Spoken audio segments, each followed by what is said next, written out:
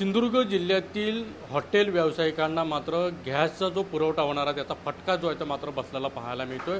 सिंधुदुर्गातील अनेक जे हॉटेल आहेत ते मात्र सध्या त्यांना चुलीवर जेवण बनवावं लागतंय, कारण त्यांना व्यावसायिक जे गॅस जे आहे ते सिलेंडर आहे ते सध्या त्यांना उपलब्ध होत नाही, किंवा त्यांना मिळत नाही। त्यामुळे त्यांचा मोठा तो प्रॉब्लेम आहे तो मात्र झालेला आहे। त्यामुळे त्यांना सध्या चुलीवरतीच जेवण बनवावं लागते, कारण सिंधुदुर्ग जिल्हा हा पर्यटन जिल्हा आणि ह्या पर्यटन जिल्ह्यामध्ये मोठ्या संख्येने जे पर्यटक आहेत ते या सिंधुदुर्ग जिल्ह्यामध्ये येत असतात। त्यामध्ये त्यांना वेगवेगळी प्रकारची मेजवानी देखील त्यांना सर्व करायची असते आणि त्यासाठी अनेक जे पर्यटक आहेत ते मात्र सिंधुदुर्ग जिल्ह्यामध्ये येतात। पण आता जर परिस्थिती हॉटेलमधली जर पाहिलं तर आपण पाहू शकता की प्रत्येक चुलीवरती 3 ते 4 चुली ठेवण्यात आल्या आणि त्या चुलीवरती प्रत्येक वेगवेगळ्या ठिकाणचे म्हणजे बनवण्यात जे स्वयंपाक आहे तो मात्र बनवला जातो। त्यामुळे आपण पाहू शकता की कशा प्रकारे हॉटेलवाल्यांवरती ही सिलेंडरमुळे म्हणजे सिलेंडर मिळत नसल्यामुळे कशी वेळ आलेली आहे ते आपण पाहू शकतो, कारण त्यांना पूर्णपणे जे जेवण आहे ते मात्र आता चुलीवरती बनवावं लागत आहे। मात्र यावरती ठोस उपाययोजना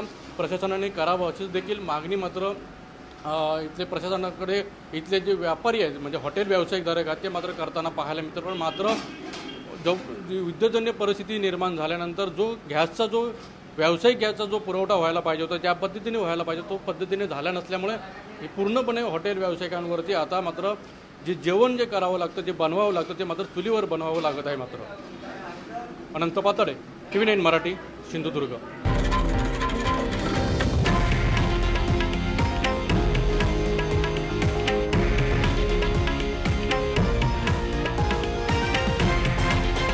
हे आहे देशातील नंबर 1 न्यूज नेटवर्क आणि आपण पाहत आहात TV9 मराठी, एकमेव।